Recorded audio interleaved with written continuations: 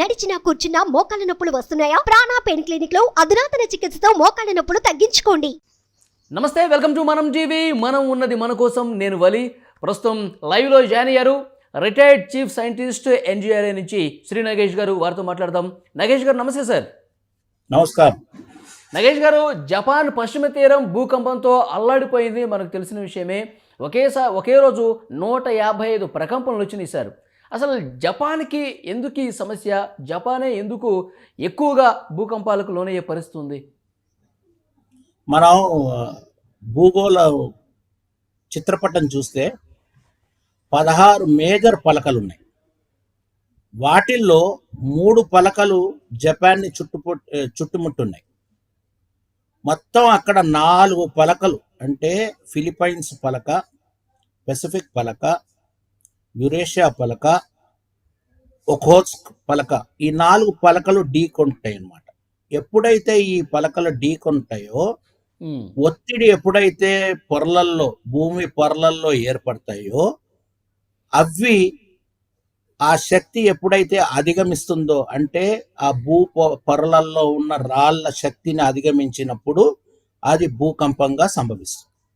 So ప్రస్తుతం మనం జనవరి 1, 2024కి ఏదైతే మనం భూకంపం రికార్డ్ చేసామో, దాని తర్వాత ఆస్తి నష్టం, ప్రాణ నష్టం ఏదైతే జరిగిందో మనకి జపాన్లో, అదేదో కొత్తగా అది మొదటిసారి రాలేదు.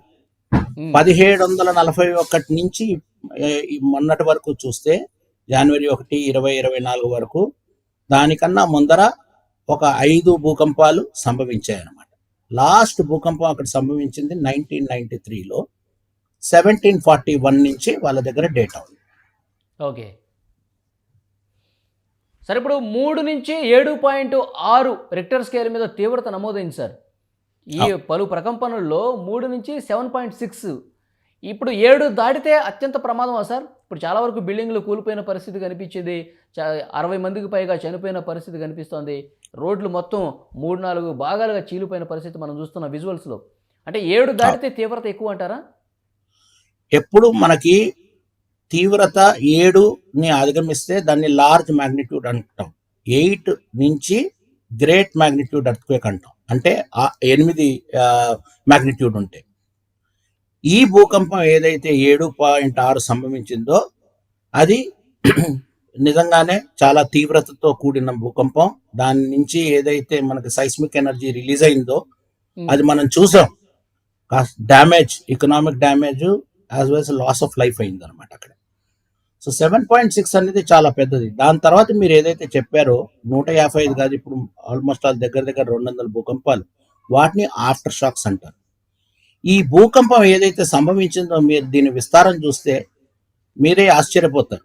200 కిలోమీటర్ల పొడవు, 10 కిలోమీటర్ల వెలుపల, భూమిలో వెలుపల ఈ భూకంపం సంభవించి దాని విడ్త్ ఆల్మోస్ట్ ఒక 10 నుంచి 20 కిలోమీటర్. అంటే అంత వాల్యూమ్ మనకి ఇన్వాల్వ్ అయి ఉంది ఎనర్జీ రిలీజ్.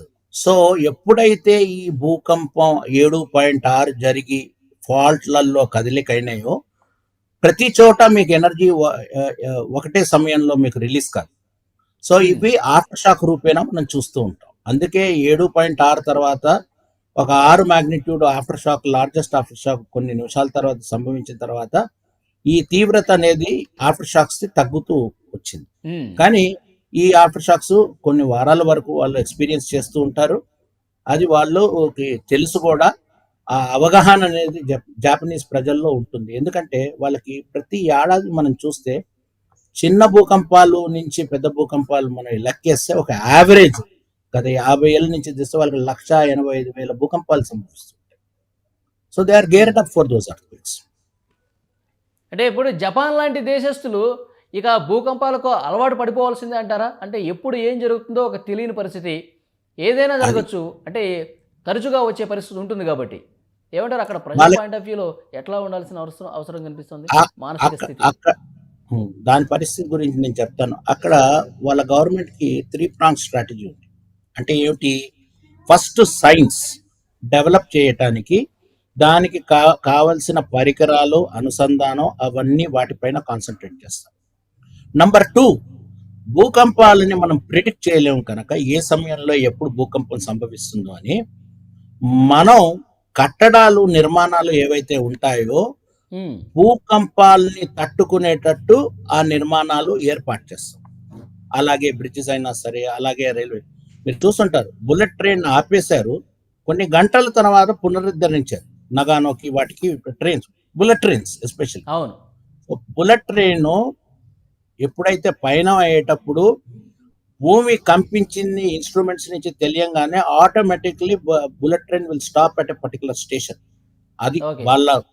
వాళ్ళ టెక్నాలజీ. అది నంబర్ 2. నంబర్ 3, ప్రతి మనిషిని, ప్రతి పాపులేషన్ లో వాళ్ళ ప్రజల్లో ఎవరైతే ఉన్నారో వాళ్ళకి అవగాహన అనేది అవుట్ రీచ్ ప్రోగ్రామ్స్ ద్వారా వాళ్ళకి అవగాహన ఇస్తారు. అంటే ఏమిటి, భూకంపం వస్తే ఏం చెయ్యాలి, సునామీ వార్నింగ్ వస్తే మీరు ఎక్కడికి వెళ్ళాలి, 5 మీటర్ల సునామీ వార్నింగ్ అంటే మీరు ఏ ప్రదేశానికి వెళ్ళాలి, 10 మీటర్ల సునామీ వార్నింగ్ అంటే ఏ ప్రదేశానికి వెళ్ళాలి. ఇది right from Kinder garden school నుంచి ఉమ్, వృద్ధుల వరకు వాళ్ళకి అర్త్క్వేక్ డ్రిల్స్ ప్రతి ఏడాది ఉంటాయి. సో ఒక 2-3 సార్లు వాళ్ళు దాన్ని భూకంపం వస్తే ఏం చేయాలనే డ్రిల్ మటుకు వాళ్ళందరూ ఎక్స్పీరియన్స్ చేస్తారు. అదే సార్. సార్ ఇప్పుడు ఒకటి సునామీ important హెచ్చరిక కూడా జారీ చేశారు జనవరి 1వ తారీఖు భూకంపం వచ్చిన తర్వాత. అంటే సునామీ అంటే ఏ పాయింట్ తర్వాత వచ్చే అవకాశం ఉంది సార్? అంటే ఒకవేళ రావచ్చు రాకపోవచ్చు కూడానా? సునామీకి ఈజ్ అ సెకండరీ ఫీచర్. భూకంపం లేకుండా, భూకంపం is the primary reason for అది ఎక్కడ జరగాలి, సముద్ర గర్భం. సో సముద్ర గర్భంలో ఎప్పుడైతే భూకంపాలు సంభవిస్తాయో, సముద్రం అది ఏదైతే గర్భం ఉందో దాని సీ ఫ్లోర్ రైస్ అవుతుందో అప్పుడే మనకి సునామీ జనరేట్ అయింది. మొన్న భూకంపానికి 7.6 తీవ్రతకి వాళ్ళు 1 మీటర్ హైట్ తో గల సునామీని రికార్డ్ చేశారు. సో వాళ్ళకి సునామీ హెచ్చరిక ఇచ్చిన తర్వాత సునామీ వచ్చింది. సో మనకి సముద్ర గర్భంలో జరిగిన, అంటే ఇప్పుడు ఏదో మనం ల్యాండ్ లో జరిగింది అనుకోండి, ఉదాహరణకి హైదరాబాద్ లో, అంటే ఎగ్జాంపుల్ ఇస్తున్నా, అంటే దాన్ని ఏదో రేపు పొద్దున భూకంపం, హైదరాబాద్ లో భూకంపం సంభవిస్తే సునామీ రాదు. అంటే మనకు అదే బే ఆఫ్ బెంగాల్ మనం ఏదైతే గత 2004 డిసెంబర్లో చూసామో, అదే సుమాత్రా అండమాన్ లో భూకంపం ఆ తీవ్రతతో జరిగితే సునామీ కింద జనరేట్. సో ప్రైమరీ కండిషన్ ఏంటంటే సముద్రంలో మనకి ఈ భూకంపాలు సంభవించాలి. 2, ఎంత తీవ్రతతో తర్వాతే మనకు వస్తాయి అంటే, ఇప్పటి వరకు డేటా ద్వారా మనకి తెలిసిందంటే 6.5 దాటితే సునామీ తీవ్రత పెరుగుతూ ఉంటుంది, అధికమవుతూ ఉంటుంది. ఎంత తీవ్రత పెరిగితే, అంటే మ్యాగ్నిట్యూడ్ ఎంత పెరిగితే అంత పెద్ద సునామీ వచ్చే అవకాశం ఉంటుంది అన్నమాట. సార్, ప్రకృతి విపత్తుల్ని ఎవరు కూడా ఆపలేము, తెలిసిన విషయమే. అయితే ఇప్పుడు భూకంపం వచ్చే ముందు ఏమైనా సిగ్నల్స్ ఉండే అవకాశం ఉందా? ఇప్పుడు అలాంటి సిగ్నల్సే ఉంటే కనుక అంత టెక్నాలజీ ప్రస్తుతం ఉందంటారా? సైస్మాలజిస్ట్ శాస్త్రవేత్తలు ఏం చేస్తున్నారంటే, భూకంప శాస్త్రవేత్తలు all over the world precursory phenomena, అంటే భూకంపం వచ్చే ముందర భూమి పొరలలో నుంచి ఎలాంటి సంకేతాలు వస్తాయో దాన్ని నిర్ధారణ చేయడానికి ఇన్స్ట్రుమెంట్స్ పెట్టారు. అలా ఒక 11 ప్రికర్సర్స్ ని చదవటానికి, అధ్యయనం చేయడానికి పెట్టారు. కానీ ప్రస్తుతం ఇప్పటి వరకు అది సఫలీకృతం కాలేదు. ఎందుకు అంటే భూకంపం సంభవించిన తర్వాతే మనకు తెలుస్తున్నాయి, కానీ భూకంపం రాకముందర అలాంటి సంకేతాలు క్షుణ్ణంగా మనం చూసి చెప్పగలిగే ఆ సిగ్నల్స్ ఇప్పటి వరకు రికార్డ్ చేయలేదు. గతంలో చైనాలో ఒక భూకంపాన్ని ప్రిడిక్ట్ చేశారు, కానీ అదే మళ్ళీ పక్కన ప్రదేశంలో వాళ్ళకి భూకంపం వస్తే వాళ్ళు ప్రిడిక్ట్ చేయలేరు. సో ఒకటి మనకి అంటే ఇప్పుడు ఉన్న పళంగా వచ్చేయచ్చు అంటారు భూకంపాలు, దాన్ని ముందుగా పసిగట్టే పరిస్థితి లేదంటారు, అంతేనా? ఉన్న పలంగా ప్రతి చోట భూకంపాలు రావు. 90% మనకి తెలుసు భూకంప ప్రదేశాలు ఎక్కడో, ఎంత తీవ్రతతో వస్తాయి, ఎలాంటి భూకంపం సంభవించవచ్చు, ఎంత లోతులో సంభవించవచ్చు. 90% ఆఫ్ ది ఏరియాస్ మ్యాప్ అయిపోయింది. ఇప్పుడు హిమాలయ పర్వతాలు మీరు నన్ను అడిగారు అనుకోండి, అక్కడ భూకంపాలు సంభవిస్తున్నాయి. గత 125 ఏళ్ళ నుంచి చూస్తే మనకి 7.5 తీవ్రత కన్నా అధికమించి ఒక 5 భూకంపాలు మనం రికార్డ్ చేసాం. బీహార్, నేపాల్లో కూడా మనం రికార్డ్ చేసాం. సో ఆ ప్రదేశాల్లో మనకి అంత మ్యాగ్నిట్యూడ్ వచ్చే ఆస్కారం ఉందని మన అందరికీ తెలుసు. కానీ ఎక్కడ ఎప్పుడు అనేది ఏ సమయం అనేది మనం చెప్పలేం.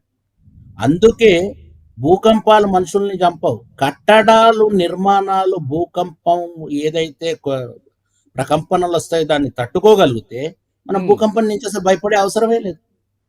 సో ఇప్పుడు మనం చూసారు వాళ్ళు జపాన్లో న్యూక్లియర్ పవర్ స్టేషన్ ఆటోమేటిక్గా స్విచ్ ఆఫ్ అయిపోయింది.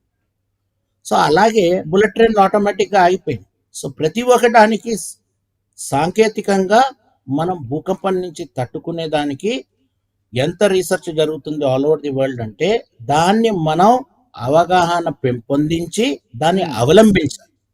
ఎప్పుడైతే మనం అవలంబిస్తాం, ఇప్పుడు అక్కడ కట్టడాలు మనం కూలిపోయినాయని చూస్తుంటే అవి ఓన్లీ సర్టన్ స్ట్రక్చర్స్, అన్ని స్ట్రక్చర్స్ కూల్లేదు. వాళ్ళ బ్రిడ్జెస్ బాగానే ఉన్నాయి, వాళ్ళ డ్యామ్స్ అక్కడ బాగానే ఉన్నాయి. సో ఏమిటి అంటే ఎప్పుడైతే భూకంపం ప్రకంపనాల్ని అనుసంధానం చేసుకుని మన కట్టడాలు కట్టలేదో అవి కూలే ఆస్కారం ఎక్కువ ఉంటాయి. ఓకే సార్, ఇప్పుడు భారతదేశం పరిస్థితి ఏంటి సార్? మనకి చాలా తక్కువ ఉండే అవకాశం ఉంది. ఉంటే నార్త్లోనే అక్కడక్కడ అప్పుడప్పుడు మనం వింటూ ఉంటాం.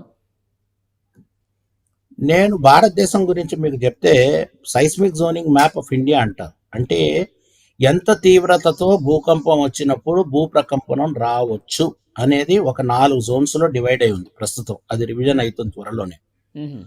ఆ చిత్రపటం ప్రకారంగానే మనం చూస్తే 60% మన భూగోళం అది ఇండియన్ ప్లేట్లో భారతదేశం 60% మోడరేట్ టు సివియర్ షేకింగ్కి ఎక్స్పీరియన్స్ కావచ్చు.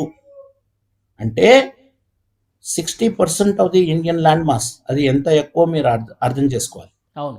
ఫార్చునేట్లీ మనకి ఏమిటంటే ఇలాంటి పెద్ద భూకంపాలు మనకి ఏవైతే మనం జపాన్లో చూస్తున్నామో అలాంటివి తరచుగా రావటం లేదు గనక మనకి అంత ప్రాబ్లం లేకపోయింది. కానీ రేపు వచ్చినా కూడా దాన్ని తట్టుకునేటట్టు అధ్యయనాలు జరుగుతున్నాయి.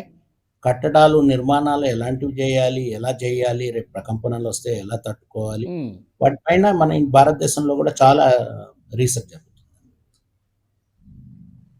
అయితే సార్, దక్షిణ భారతదేశంలో అసలు ఏమైనా చరిత్ర ఉందా? గత కొన్ని దశాబ్దాలుగా కావచ్చు, ఏమైనా ఉందా ఇక్కడ భూకంపం వచ్చినట్టుగా? మనకి దక్షిణ భారతదేశంలో చూస్తే 1993లో కిలారి ఎర్త్క్వేక్ 6.3, 1967లో మనకి కొయినా ఎర్త్క్వేక్ 6.3. ఇవి ఇన్స్ట్రుమెంటల్లీ రికార్డెడ్ ఎర్త్క్వేక్స్, అంటే ఇవి జరిగాయి దక్షిణ భారతం. మనం ఇంకా కాస్త దక్షిణానికి వెళ్తే ఏదైతే బెల్లారి దగ్గర 1841, కరెక్ట్గా నాకు ఈ ఇయర్ గుర్తు రావట్లేదు, అక్కడ ఒక మోస్తార్లో ఒక భూకంపం వచ్చిందని, 1900లో కొడైకెనాల్ దగ్గర వచ్చిందని, ఇలాంటి మన దగ్గర కొన్ని ఎవిడెన్సెస్ ఉన్నాయి. సో సౌత్ ఇండియాలో మనకి భూకంపాలు తరచుగా రాకపోయినా అప్పుడప్పుడు మనకి గతంలో మన హిస్టరీలో చూస్తే 6 మాగ్నిట్యూడ్ ఎర్త్క్వేక్స్ వచ్చాయని మనకి తెలుసు. అదే సార్. సార్, ఫైనల్గా చెప్పండి, ప్రభుత్వాల తరఫున ఎలాంటి చర్యలు ఉండాల్సిన అవసరం ఉంది? ఇట్లా భూకంపాలు సంభవించినప్పుడు ప్రాణ నష్టాన్ని మ్యాక్సిమం తగ్గించడానికి ఎలాంటి కృషి అవసరం ఉందంటారు? గవర్నమెంట్ తరఫు నుంచి రెగ్యులేటరీ మెకానిజం అనేది స్ట్రెంగ్తన్ చేయాలి. అంటే ఏమిటంటే మనకి నేను ఏదైతే సైస్మిక్ జోనింగ్ మ్యాప్ అన్నానో ఆ సైస్మిక్ జోనింగ్ మ్యాప్ నుంచే మనం రేపు భూకంపం ఇంత తీవ్రతతో వస్తే తట్టుకునేటట్టు మన నిర్మాణాలు కట్టడాలు చూసుకోవాలని మనకి తెలుసు. కానీ దాన్ని ఎన్ఫోర్స్ చేసేది ఎవరు? ఫస్ట్ ప్రభుత్వం, అంటే లోకల్ బాడీస్, మున్సిపాలిటీ. 2, ప్రజలలో కూడా అవగాహన ఉండాలి. ఇప్పుడు భూకంపాన్ని తట్టుకుని మన ఇల్లు నిర్మాణం చేసేటప్పుడు మనం దాన్ని ఆ టెక్నాలజీని తీసుకుంటే 10% పెరుగుతుంది కాస్ట్లో. కానీ చాలా మందికి ఏంటి, అరే మన లైఫ్ టైంలో భూకంపం రాదండి, దాని బదులు వేరే మనం ఏం చేసుకోవచ్చు కదా అనే ఒక ఇది ఉంది. ఇప్పుడు భూకంపం చిన్న అలికిడైనా భయపడతాం, ఎందుకంటే అది ఏమిటి, ఎలా, ఎక్కడ, ఎంత తీవ్రత తెలియదు. అదే భూకంపానికి, అదే మనం పిడుగుపాటుకి డిఫరెన్స్ ఏమిటి? పిడుగుపాటు కూడా అప్పుడు కంపనాలు సృష్టిస్తుంది, శబ్దం కూడా వస్తుంది, కానీ మనకి తెలుసు ఎక్కడి నుంచి వచ్చింది. భూకంపం ఎంత లోతు ఏమిటి అనేది మనకి తెలియక, అవగాహన లేక మనం ఇవన్నీ సీరియస్గా తీసుకోం. సో గవర్నమెంట్ అవుట్ రీచ్ చేయాలి, ప్రజలు కూడా దాన్ని సీరియస్గా తీసుకోవాలి. ఇది గవర్నమెంటే కాదు, నేను రేపు ఇల్లు కట్టుకుంటుంటే ₹1 కోటి నేను దానిపైన ఖర్చు పెడుతుంటే రేపు ఫ్లడ్ నుంచి ఎలా నేను తట్టుకోవాలి, భూకంపం నుంచి నేను ఎలా తట్టుకోవాలి అనే ఆలోచన ఉండాలి. ఓకే. అది మీ ద్వారా ఇవన్నీ మీరు ప్రోగ్రామ్స్ చేసి దీన్ని టెక్నాలజీని ఎలా సమకూర్చుకుని జపాన్ లాంటి దేశాలైనా వేరే దేశాలైనా ఎలా వాళ్ళు తట్టుకోగలిగారు, వాళ్ళకి అవును. లాస్ ఆఫ్ లైఫ్ ఎలా తగ్గించుకున్నారో అది మనది. నేను ఒక చిన్న ఉదాహరణ చెప్పి దీంతో ఎండ్ చేద్దాం. 1993 కిలారి ఎర్త్క్వేక్ 6.3 మాగ్నిట్యూడ్ తెల్లవారుజామున 2:45, 50 వచ్చింది. యాజ్ పర్ ఒఫీషియల్ ఎస్టిమేట్స్ 10,000 మంది చచ్చిపోయారు. 1994లో అదే తీవ్రతతో శాన్ ఫ్రాన్సిస్కో, ఒక 16,000 కిలోమీటర్ల దూరంలో మన దగ్గర నుంచి శాన్ ఫ్రాన్సిస్కోలో నార్త్ రిడ్జ్ ఎర్త్క్వేక్ అని వచ్చింది. ఇదే తీవ్రత, అదే సమయం, అదే లోతు, అన్ని పారామీటర్స్ సేమ్. కానీ అక్కడ ప్రాణ నష్టం ఎంతండి? 20-30. దాంట్లో ఒక ఫ్రీవే కూలి ఒక 20 మంది పోయారు. 10 మందికి గుండెపోటు వచ్చి భయంతో పోయారు. ఇళ్లల్లో ఉన్న వాళ్ళందరూ, ఎందుకంటే 84 తర్వాత కోడ్ చేంజ్ అయ్యి నిర్మాణాలన్నీ భూప్రకంపనాలు తట్టుకునేటట్టు కట్టడాలు చేశారు కనుక ప్రతి ఒక్కరు, అంటే ఇంట్లో ఉన్న వాళ్ళు they could save there lifes అనే ఒక పెద్ద ఉదాహరణ. ఇలాంటి చాలా స్టోరీస్ ఉన్నాయండి. ఓన్లీ థింగ్ ఏమిటంటే మనకి సమయం లేదు ఇవన్నీ తెలుసుకోవటానికి. ఓకే. మంచి సమాచారం ఇచ్చారు నగేష్ గారు. Thank you sir. Thank you very much. నమస్కారం.